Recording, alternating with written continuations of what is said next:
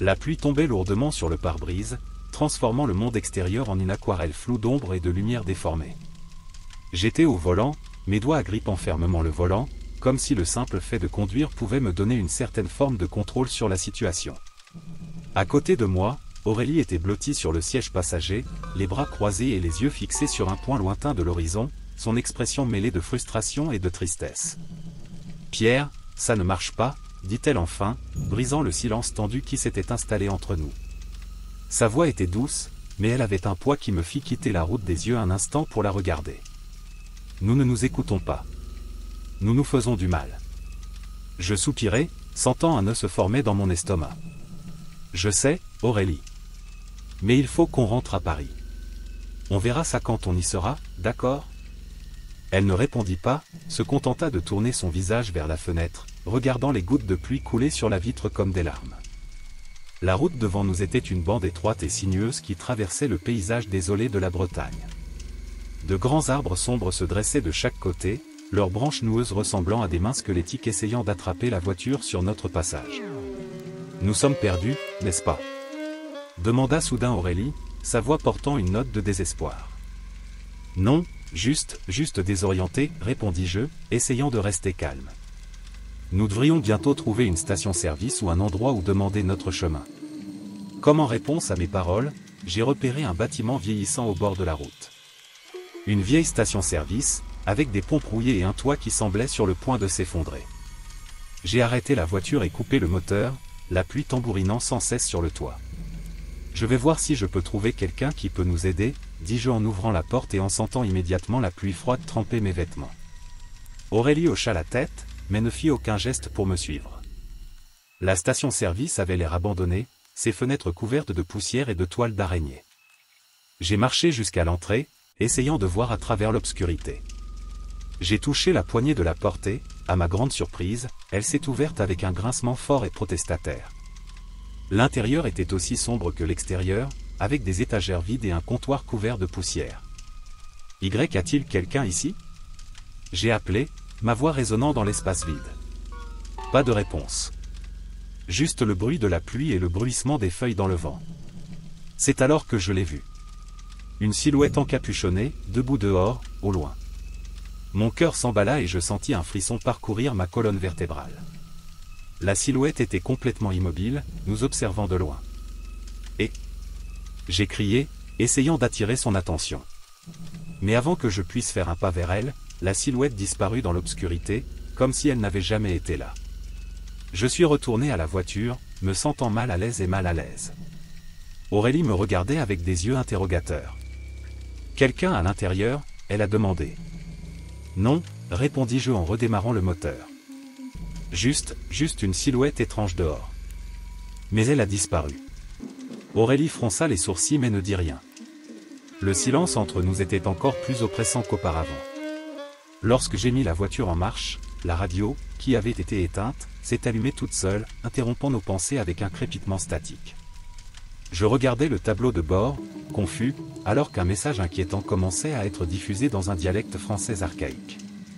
Les mots étaient difficiles à comprendre, mais il y avait quelque chose en eux qui me glaçait le sang. « Qu'est-ce que c'est » murmura Aurélie, les yeux écarquillés de peur. « Je ne sais pas » répondis-je en essayant d'ajuster le cadran, mais le message restait le même, se répétant encore et encore. Ça doit être une sorte d'interférence. Mais le sentiment de terreur ne nous a jamais quittés. La pluie s'est intensifiée, rendant de plus en plus difficile la visibilité de la route devant nous. Le son du message radio, mêlé au bruit de la pluie, créait une cacophonie qui semblait nous pénétrer jusqu'aux os. « Pierre, ce n'est pas bien, » dit Aurélie d'une voix tremblante. « Nous devons sortir d'ici. » Je savais qu'elle avait raison. Quelque chose n'allait vraiment pas. La silhouette encapuchonnée, la radio, le sentiment d'être observé. Tout cela a contribué à un sentiment de panique croissant. « Continuons à conduire, » dis-je en essayant de garder ma voix ferme. Il doit y avoir un moyen de sortir de cette route. Mais à mesure que nous avancions, le sentiment de désespoir grandissait. Chaque kilomètre parcouru semblait nous plonger plus profondément dans un cauchemar dont nous ne pouvions pas nous réveiller. J'ai regardé Aurélie, et j'ai vu qu'elle tenait le collier qu'elle portait toujours, un geste qu'elle faisait lorsqu'elle était effrayée ou nerveuse. Tout ira bien, a-t-il déclaré, même s'il n'était pas sûr d'y croire. Elle hocha la tête, mais ses yeux étaient pleins de doute. La radio continuait à diffuser le message inquiétant et la pluie tombait sans arrêt, comme si le ciel pleurait avec nous. Pendant que nous roulions, la route semblait s'étendre à l'infini devant nous, un ruban noir sinueux qui nous emprisonnait dans une boucle sans fin. Mon cœur battait vite et je sentais la tension dans chaque muscle de mon corps. Aurélie était silencieuse, mais son regard disait tout, la peur, le désespoir, le sentiment croissant que nous étions piégés dans quelque chose de bien plus grand que ce que nous pouvions comprendre. « Pierre, tu as vu ça ?» s'exclama soudain Aurélie en désignant le bord de la route. J'ai regardé là où elle montrait du doigt et j'ai revu la silhouette encapuchonnée, cette fois plus près, presque au bord de la route. J'ai arrêté brusquement la voiture, les yeux fixés sur la silhouette. Mais comme avant, elle a disparu dans l'obscurité avant que je puisse faire le moindre mouvement. C'est impossible, marmonnai-je, sentant un frisson me parcourir le dos. Comment a-t-il pu disparaître comme ça? Aurélie n'a pas répondu, mais je voyais la peur dans ses yeux. Le sentiment que quelque chose nous observait, quelque chose qui dépassait notre entendement, était presque palpable. Nous sommes retournés à la voiture et la radio, qui diffusait toujours le message inquiétant, « C'est soudainement tu ». J'ai regardé Aurélie, qui était pâle et tremblante. « Nous devons sortir d'ici, » dit-elle, la voix tremblante. « S'il te plaît, Pierre, allons-y. » Je savais qu'elle avait raison. Quelque chose n'allait vraiment pas sur cette route. J'ai démarré le moteur et nous avons recommencé à rouler, essayant de trouver une issue à ce cauchemar. Mais le sentiment d'être observé ne nous a jamais quittés. La route devant nous semblait sans fin, un ruban noir sinueux qui nous maintenait piégés dans un cycle sans fin. Chaque kilomètre parcouru augmentait le sentiment de désespoir et d'effroi. Mes pensées étaient confuses et j'essayais désespérément de trouver une explication rationnelle à ce qui se passait. « Pierre, » dit soudain Aurélie, d'une voix basse et tendue. « Pensez-vous que nous sommes coincés ici? Qu'il n'y a aucune issue ?» Je ne savais pas quoi répondre. L'idée d'être piégé dans un cycle sans fin, sans espoir d'évasion, était terrifiante. Mais nous ne pouvions pas laisser la peur nous dominer. « Trouvons une issue, » dis-je, essayant de nous convaincre, elle et moi-même. Il doit y avoir un moyen de sortir d'ici. Mais à mesure que la nuit avançait et que la pluie continuait de tomber, le sentiment de désespoir grandissait. La route sinueuse semblait s'étendre à l'infini devant nous, et la silhouette encapuchonnée continuait d'apparaître et de disparaître, comme un spectre qui nous traquait. « Pierre, s'il te plaît, fais quelque chose, » supplia Aurélie, les yeux remplis de larmes. « Je n'en peux plus. » Je voulais l'aider, je voulais trouver une solution, mais je me sentais impuissant.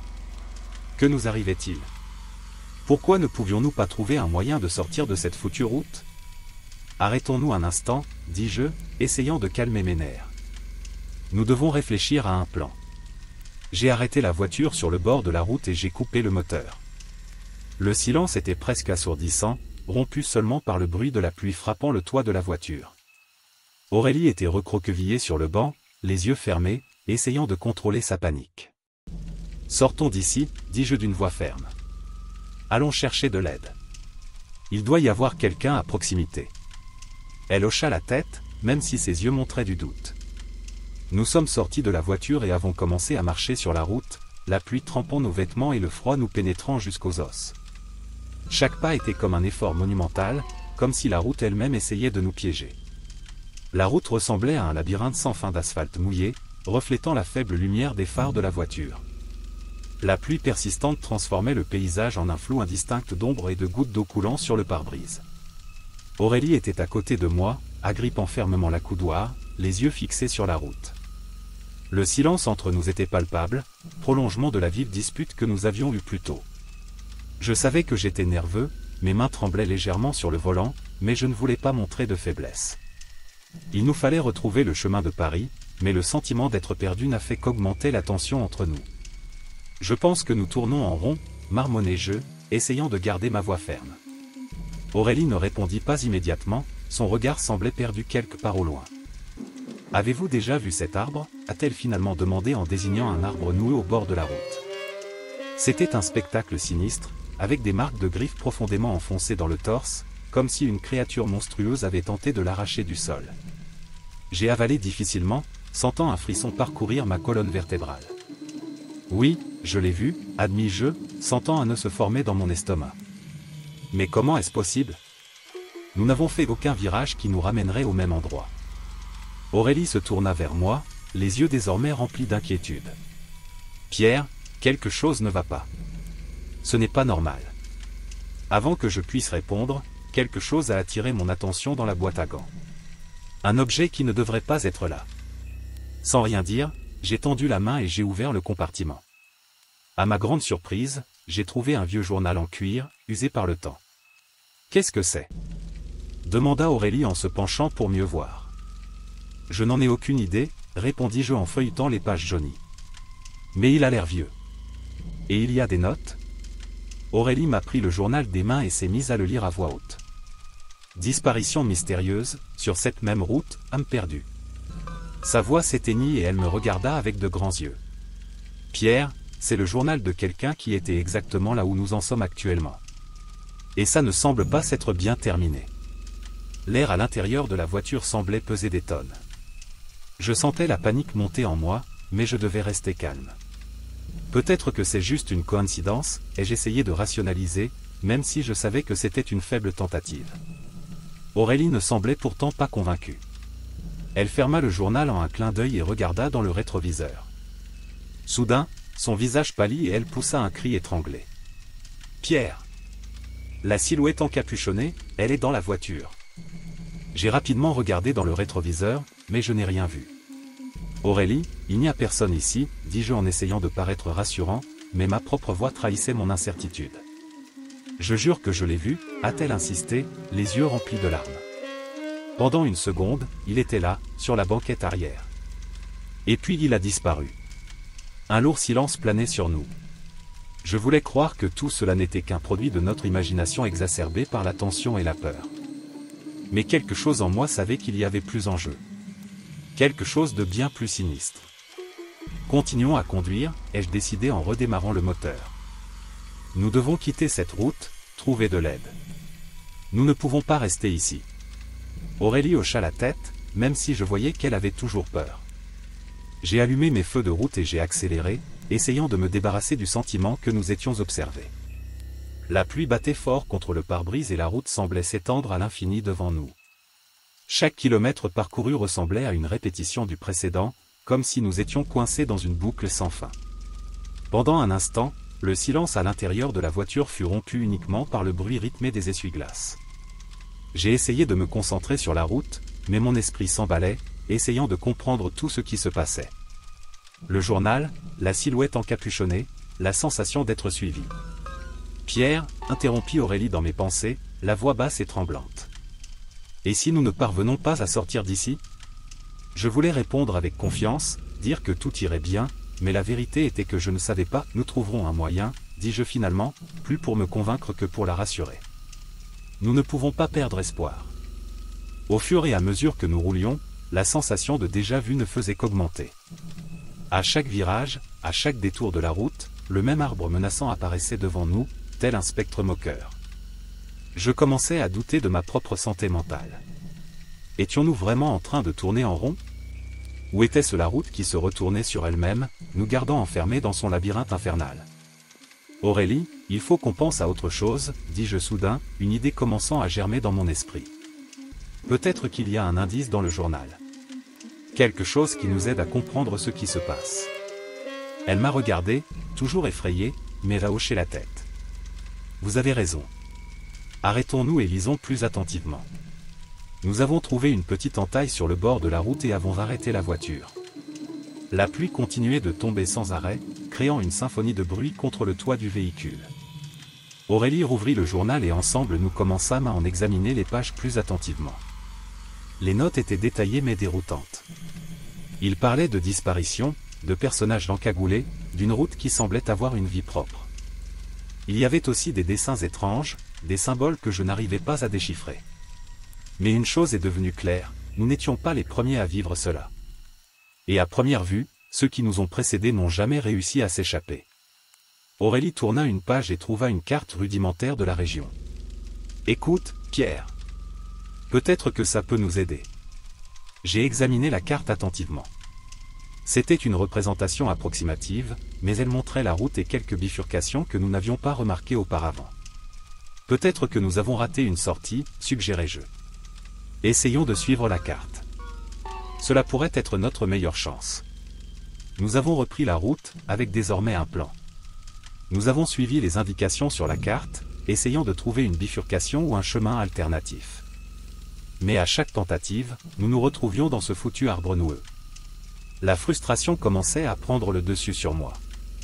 Le sentiment d'impuissance était écrasant. Aurélie, je ne sais plus quoi faire, avouai-je la voix brisée. Nous sommes coincés ici. Quoi que nous fassions, il semble qu'il n'y ait aucune issue. Elle posa sa main sur la mienne, un geste de réconfort au milieu du désespoir. Nous trouverons un moyen, Pierre. Nous ne pouvons pas abandonner.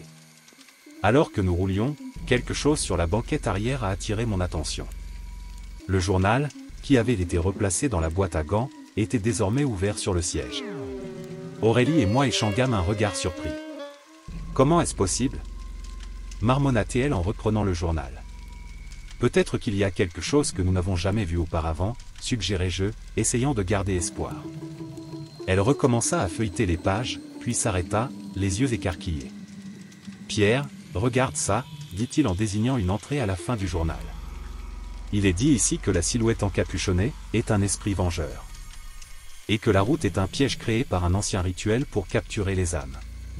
J'ai lu le passage plusieurs fois, essayant d'absorber le sens des mots. Un ancien rituel, des âmes perdues. C'est fou. Mais ça explique beaucoup de choses, a insisté Aurélie. Et si c'était vrai? Et si nous étions piégés dans une sorte de cycle surnaturel? Avant que je puisse répondre, quelque chose d'étrange s'est produit. L'autoradio, qui était éteint, s'est allumé tout seul. Des parasites inquiétants remplissaient le véhicule, suivis d'une voix chuchotée dans un dialecte français archaïque. Je ne comprenais pas les mots, mais le message était clair, nous étions surveillés.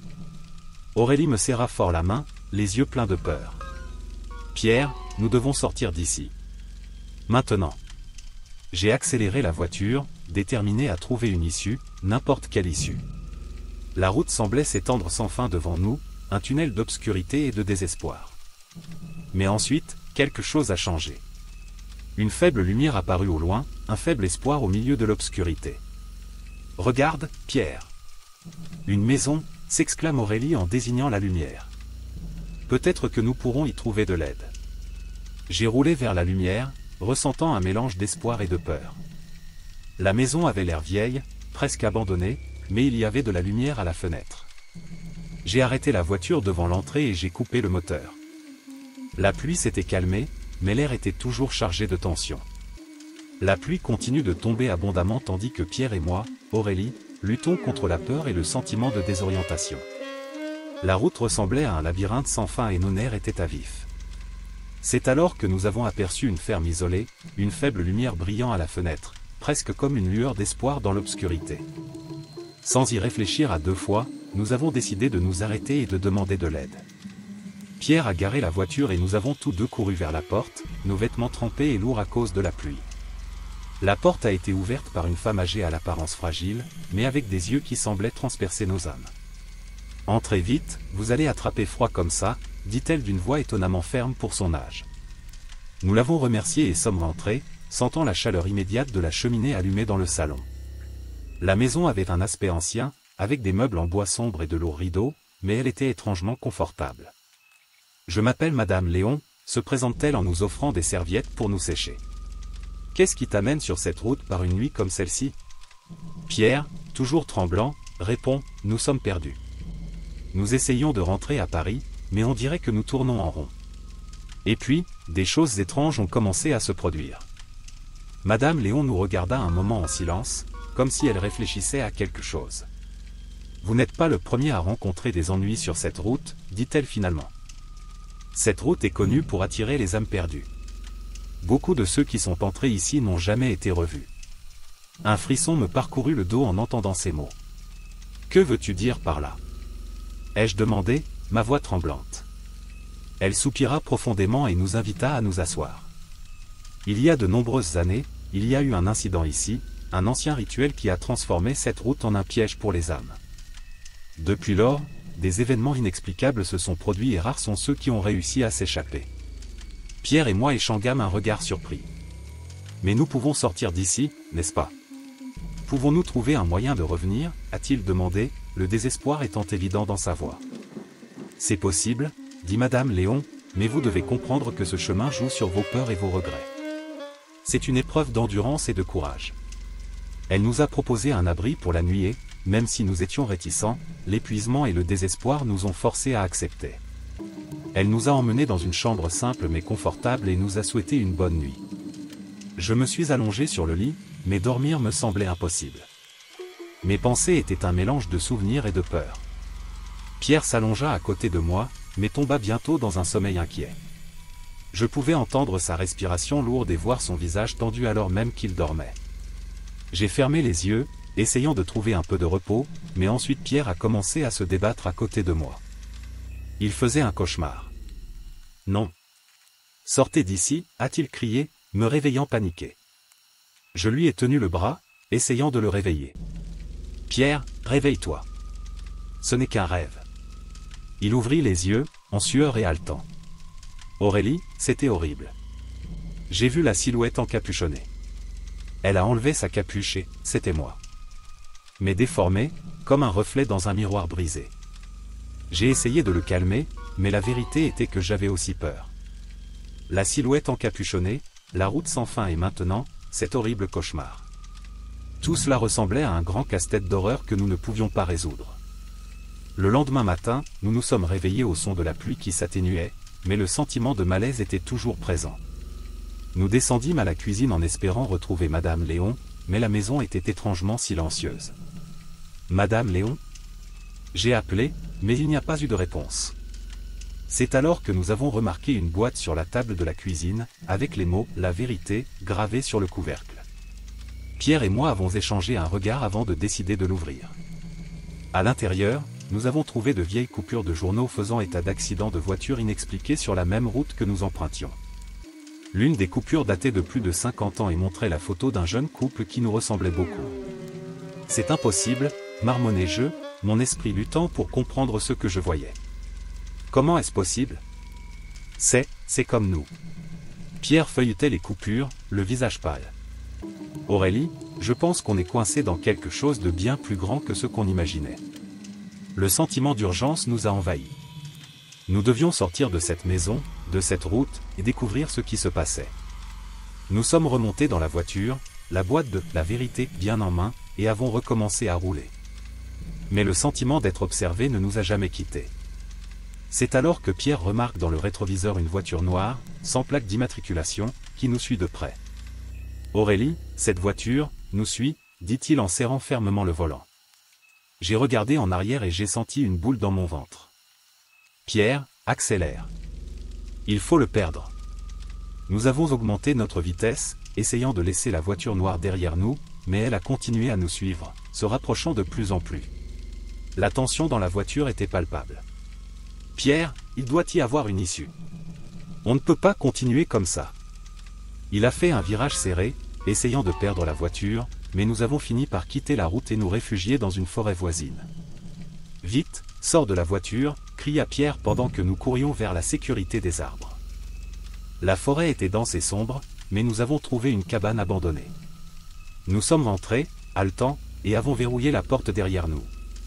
La cabane était dans un état déplorable, avec des traces de combat récents. Que s'est-il passé ici? Ai-je demandé, ma voix résonnant dans le silence. Pierre trouva une vieille radio dans un coin et, par curiosité morbide, l'alluma. À notre grande horreur, le même message inquiétant en dialecte français archaïque a commencé à jouer, mais cette fois, en boucle incessante. Cela ne peut pas arriver, marmonnai-je en me bouchant les oreilles. Nous devons sortir d'ici. Mais Pierre était obsédé par la radio, comme s'il cherchait à déchiffrer le message. Aurélie, je pense que c'est une sorte de cycle. Le journal, la photo, les coupures de journaux, ce sont des indices laissés par les victimes précédentes. Nous sommes piégés dans un cycle répétitif d'événements surnaturels. Mon esprit a tourné avec la révélation. Alors, comment pouvons-nous briser le cycle? Pierre me regardait, son expression déterminée. Nous devons découvrir ce que veut la silhouette encapuchonnée. Peut-être que si nous l'affrontons, nous pourrons trouver une issue. La peur et l'adrénaline nous ont poussés vers la voiture. Nous savions que la voiture noire était toujours là, mais nous n'avions pas d'autre choix. Nous sommes retournés à la route, nos yeux attentifs au moindre signe de la silhouette encapuchonnée. Et puis, il est réapparu, au milieu de la route, nous obligeant à nous arrêter. « C'est maintenant ou jamais », dit Pierre en sortant de la voiture et en m'entraînant.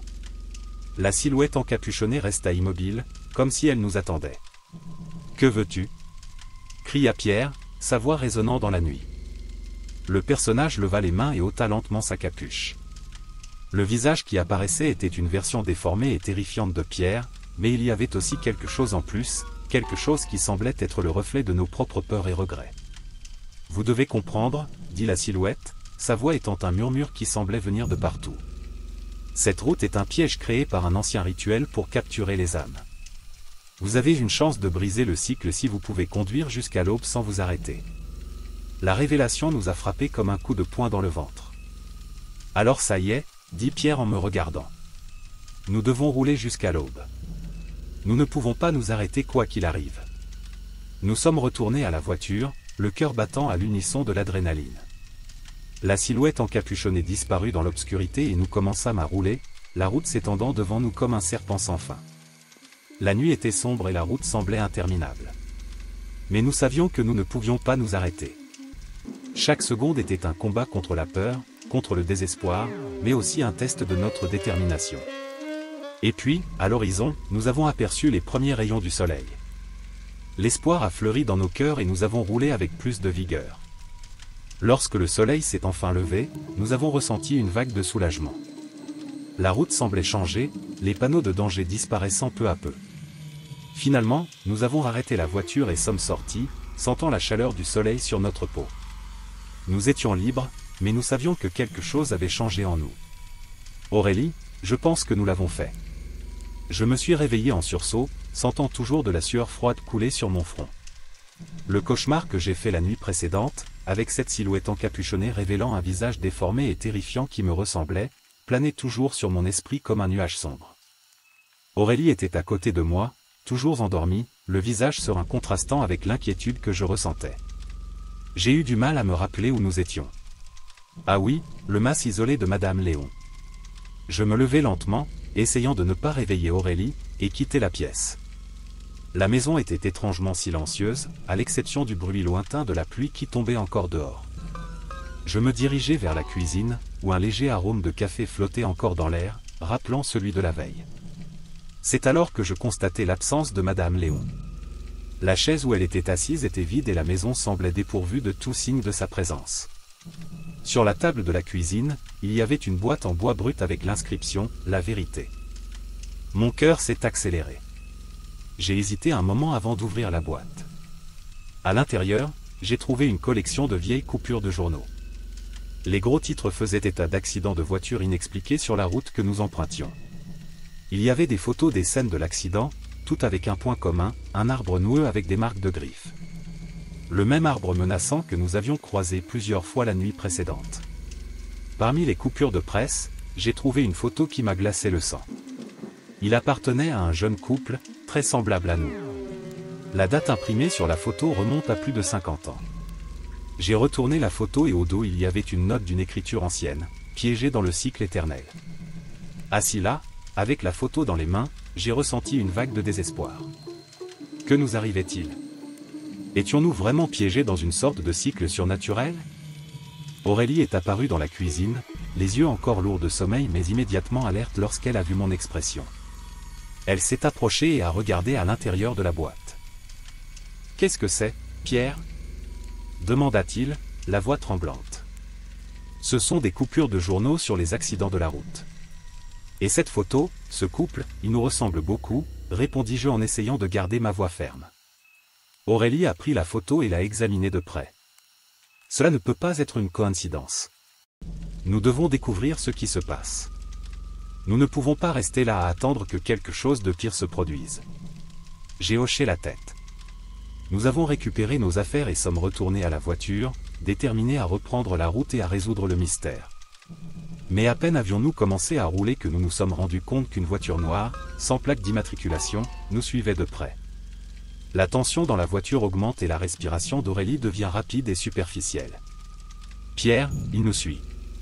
Qu'est-ce qu'on va faire ?» demanda-t-elle, la peur évidente dans sa voix. « Je vais essayer de le perdre. »« Attends. » répondis-je en accélérant la voiture. Nous avons tenté plusieurs manœuvres, mais la voiture noire semblait coller à nous, imitant chacun de nos mouvements. La route sinueuse et la pluie incessante ont rendu la situation encore plus dangereuse. Finalement, dans un moment de désespoir, j'ai tourné brusquement sur un chemin de terre qui menait à une forêt dense. La voiture noire hésita un instant avant de nous suivre. Les arbres passèrent rapidement devant les fenêtres et la route devint de plus en plus étroite et difficile à parcourir. La voiture noire était toujours derrière nous, implacable. Soudain, une grosse branche est tombée sur la route, nous obligeant à nous arrêter. Nous sommes rapidement sortis de la voiture et avons couru dans la forêt. Une végétation dense nous entourait et le bruit de nos pas étouffés par la boue et les feuilles sèches était la seule chose que nous pouvions entendre. La voiture noire s'est arrêtée sur la route et nous avons entendu le bruit des portes qui s'ouvraient. Celui qui nous suivait était désormais à pied, derrière nous. « Aurélie, vite ! Par ici !» murmurai-je en la tirant par la main. Nous avons couru jusqu'à ce que nous trouvions une cabane abandonnée, cachée parmi les arbres. La porte était ouverte et la cabane semblait avoir été le théâtre d'une récente bagarre. Les meubles étaient renversés et il y avait des rayures sur les murs. Un sentiment d'effroi m'envahit. À l'intérieur de la cabane, nous avons trouvé une vieille radio sur une table. Cela ne semblait pas à sa place, comme si c'était la seule chose intacte dans le chaos qui nous entourait. Aurélie, curieuse, alluma la radio. À notre grande horreur, il a commencé à diffuser le même message inquiétant que nous avions entendu auparavant, mais cette fois en boucle incessante. C'était le même dialecte français archaïque que nous ne comprenions pas, mais qui semblait avoir un ton de désespoir et d'avertissement. « Qu'est-ce que ça veut dire, Pierre ? Pourquoi tout cela nous arrive-t-il » demanda Aurélie, la voix tremblante. « Je ne sais pas, mais nous devons le découvrir. Je pense que le journal, la photo et les coupures de journaux sont des indices laissés par les victimes précédentes. Peut-être qu'elles essayaient de nous avertir, répondis-je en essayant de rester calme. Nous devons enquêter plus en profondeur. Peut-être qu'il y a quelque chose ici qui peut nous aider. » Aurélie se mit à fouiller la cabane, à la recherche de tout indice qui pourrait nous apporter des réponses. J'ai trouvé un vieux cahier, aux pages jaunies par le temps. Les notes étaient d'une écriture précipitée et difficile à lire, mais j'ai réussi à déchiffrer quelques mots, cycle, rituel, rédemption. Cela a confirmé nos soupçons selon lesquels nous étions piégés dans un cycle répétitif d'événements surnaturels. Soudain, nous avons entendu des pas à l'extérieur de la cabine. J'ai tenu la main d'Aurélie et nous nous sommes cachés derrière une vieille étagère. Les pas se rapprochèrent et la porte de la cabine s'ouvrit lentement. La silhouette encapuchonnée entra, la même que celle que nous avons vue auparavant. Mon cœur battait si vite qu'il avait l'impression qu'il allait sortir de ma poitrine. La silhouette s'est arrêtée au milieu de la cabine, comme si elle savait que nous étions là. « On ne peut pas s'enfuir. Il faut boucler le cycle, » dit une voix rauque et lointaine. « Mais il y a encore une chance de le briser. Ils doivent trouver l'origine du rituel. Ce n'est qu'alors qu'ils pourront s'échapper. » Aurélie me serra fort la main. « Pierre, nous devons faire ce qu'il dit. C'est notre seule chance. » Nous sommes sortis de notre cachette et la silhouette encapuchonnée nous a regardés avec des yeux qui semblaient vides mais remplis d'une profonde tristesse. « Suivez-moi. Je vais vous montrer le chemin. » Nous avons suivi le personnage à travers la forêt, la peur et l'espoir se mêlant dans nos cœurs. Au loin, la route était encore couverte de brouillard et de pluie. J'avais l'impression que nous approchions de quelque chose de grand, quelque chose qui pourrait enfin nous apporter les réponses que nous recherchions. La silhouette nous a conduits à une clairière, où se trouvait un cercle de pierres anciennes, couvertes de mousse et gravées de symboles que nous ne reconnaissions pas. C'est ici que tout a commencé. Le rituel a été accompli ici, il y a de nombreuses années.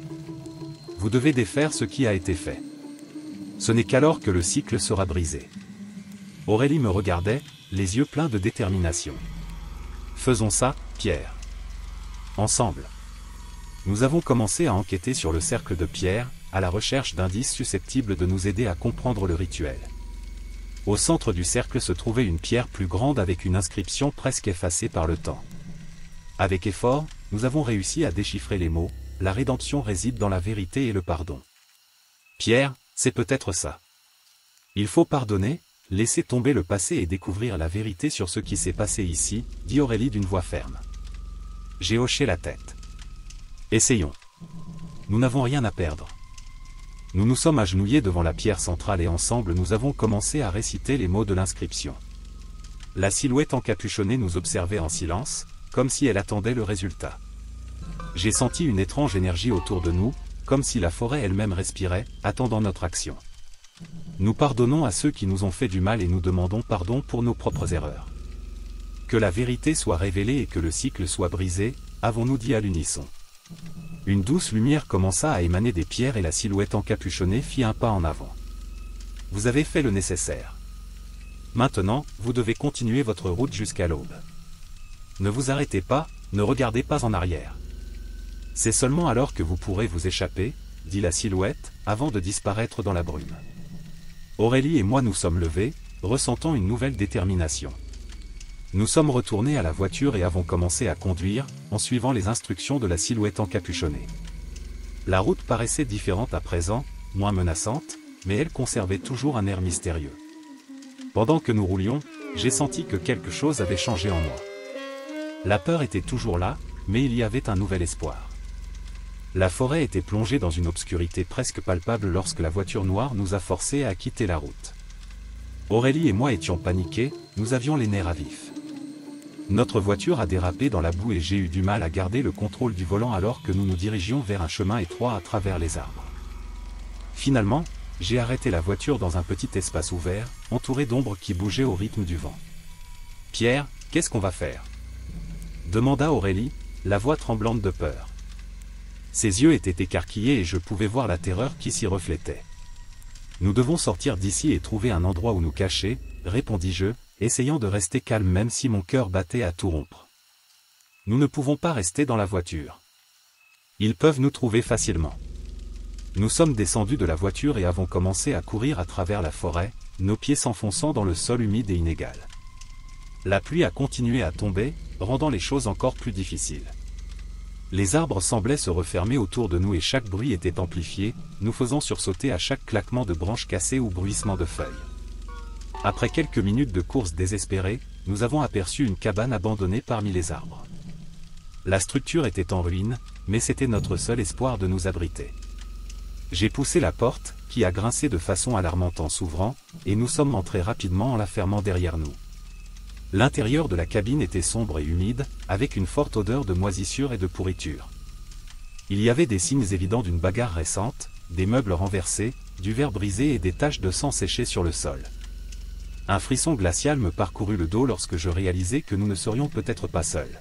« Pierre, regarde ça » murmura Aurélie en désignant une vieille radio dans un coin de la pièce. L'appareil semblait déplacé, comme si quelqu'un l'avait volontairement placé là. Je me suis approché prudemment et j'ai allumé la radio. Immédiatement, un message inquiétant a commencé à retentir, le même que celui que nous avions entendu plus tôt dans la voiture, mais cette fois en boucle incessante. Une voix masculine murmurait dans un dialecte français archaïque, les mots presque impossibles à distinguer mais remplis d'un sentiment de désespoir et de méchanceté. « Cela ne peut pas être une coïncidence, » dit Aurélie en se serrant dans ses bras pour se protéger du froid et de la peur. Tout ça, le journal, la photo, les coupures de journaux, sont des indices. Des indices laissés par d'autres victimes. Des victimes ? Ai-je demandé, essayant de comprendre ces mots. Pensez-vous que nous sommes coincés dans une sorte de cycle répétitif ?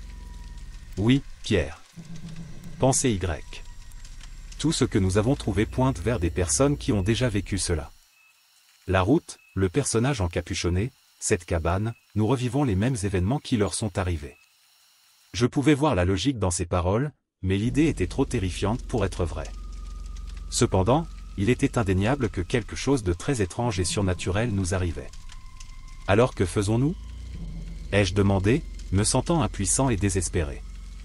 Il faut trouver un moyen de briser le cycle, dit Aurélie, la voix ferme malgré sa peur évidente.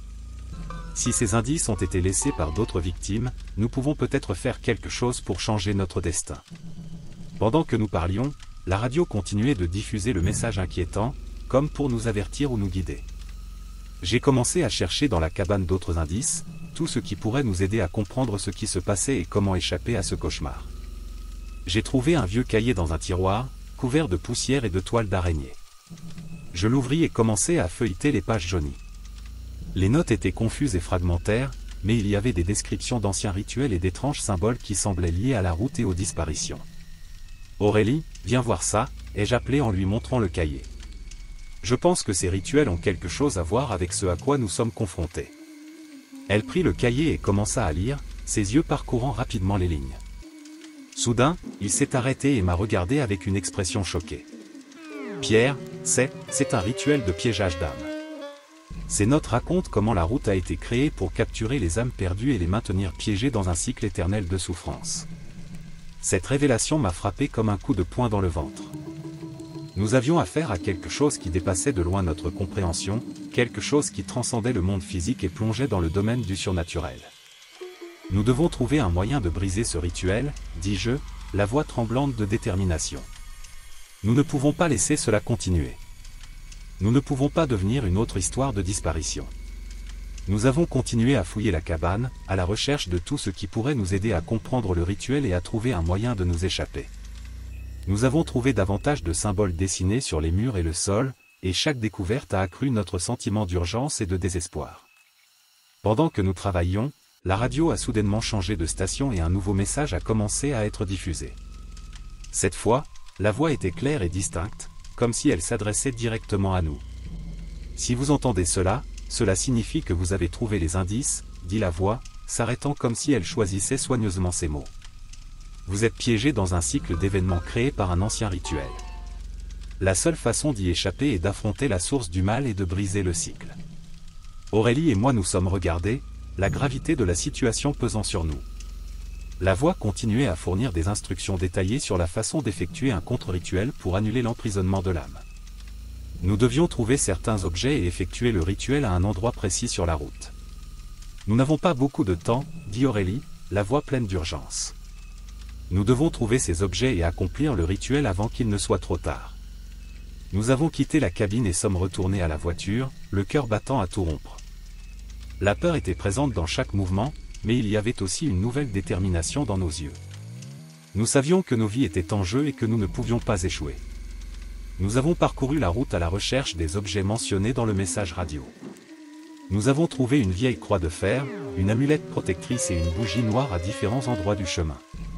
Chaque découverte nous rapprochait de la réalisation du contre-rituel, mais elle augmentait aussi le danger et le sentiment d'être surveillés. Finalement, nous sommes arrivés à l'endroit indiqué par la voix à la radio. C'était un petit espace ouvert au bord de la route, marqué par un cercle de pierres anciennes et de symboles gravés dans le sol. La silhouette encapuchonnée était là, nous attendant, ses yeux brillants d'une malveillance surnaturelle. « Vous ne devriez pas être ici, » dit le personnage, sa voix résonnant d'un ton menaçant.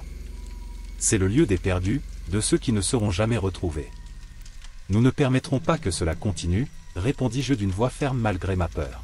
« Brisons le cycle et libérons toutes les âmes piégées. » La silhouette éclata d'un rire glacial et sans vie et commença à s'approcher de nous.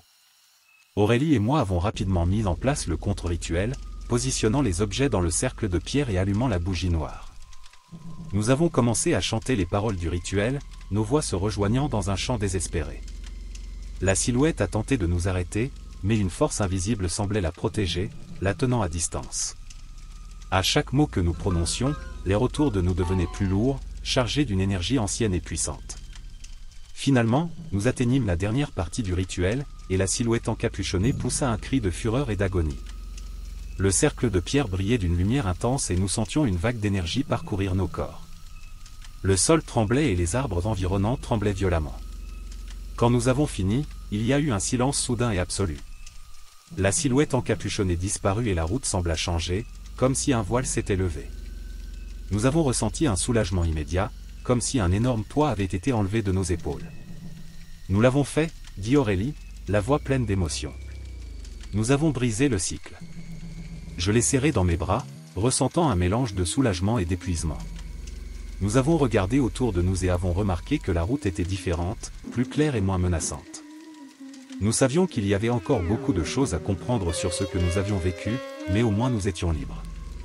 Nous sommes remontés dans la voiture et avons recommencé à rouler, cette fois avec l'espoir de retrouver enfin le chemin du retour. La radio était silencieuse et la pluie s'était transformée en une légère bruine. Pendant que nous roulions, j'ai pensé à toutes les âmes qui avaient été piégées dans ce cycle avant nous. J'espérais que notre acte de courage nous avait libérés, non seulement nous, mais eux aussi. Nous nous sommes réveillés dans cette cabane sombre avec un sentiment de désespoir grandissant. La vieille radio continuait à diffuser ce message inquiétant en boucle incessante, et je savais que nous devions faire quelque chose avant de perdre complètement la raison. Aurélie était assise à côté de moi, les yeux écarquillés et pleins de peur. « Pierre, on ne peut pas continuer comme ça. Il faut affronter cette chose. On ne peut pas s'enfuir pour toujours, dit-elle, la voix tremblante. Je la regardais, ressentant la même détermination, même si la peur me consumait intérieurement. Tu as raison, Aurélie. Mais comment va-t-on retrouver ce personnage encapuchonné? Il apparaît et disparaît comme un fantôme. Aurélie inspira profondément et me tint la main. Je pense qu'elle nous a surveillés tout le temps. Peut-être que si nous sortons et l'appelons, elle se présentera. J'ai hoché la tête, même si mon cœur battait à tout rompre. Nous avons ouvert la porte de la cabane et sommes sortis dans la forêt, où l'obscurité profonde semblait engloutir tout ce qui nous entourait. La pluie avait cessé, mais l'air était toujours humide et lourd. On est là. Sortez, on veut vous parler. J'ai crié, ma voix résonnant à travers les arbres. Pendant un instant, le silence absolu fut la seule réponse. Puis, un murmure glacial parcourut l'air, et la silhouette encapuchonnée émergea lentement de l'obscurité, comme si elle se matérialisait de nulle part. Sa présence était oppressante, une ombre qui semblait absorber toute la lumière qui l'entourait. « Vous m'avez appelé » dit la silhouette, sa voix résonnant comme un écho lointain. Aurélie fit un pas en avant, essayant de cacher sa peur. « Qui es-tu? Que veux-tu de nous » La silhouette releva la tête et, bien que son visage soit caché par la capuche, je pouvais sentir ses yeux brûlant sur nous. « Je suis un esprit vengeur, coincé sur cette route depuis des décennies. Je suis ici pour chercher la rédemption. » Rédemption? De quoi? Ai-je demandé, ma voix semblant plus ferme que je ne le ressentais. La silhouette soupira, un son qui semblait empli de siècles de douleur. Cette route est un piège, créé par un ancien rituel pour capturer les âmes perdues. J'ai été le premier à tomber dans ce piège, et j'ai été condamné à errer ici, à la recherche d'âmes comme la mienne pour perpétuer le cycle. Aurélie avait l'air confuse. Mais pourquoi nous? Que avons-nous fait pour mériter ça? Le personnage pencha la tête, comme s'il réfléchissait. Vous n'avez rien fait de mal. C'est la route qui vous a choisi, comme elle a choisi tout le monde avant vous. Mais vous avez une chance de briser le cycle. Comme? Ai-je demandé, ressentant une étincelle d'espoir. Vous devez rouler jusqu'à l'aube sans vous arrêter. Si vous le pouvez, vous échapperez à la route maudite.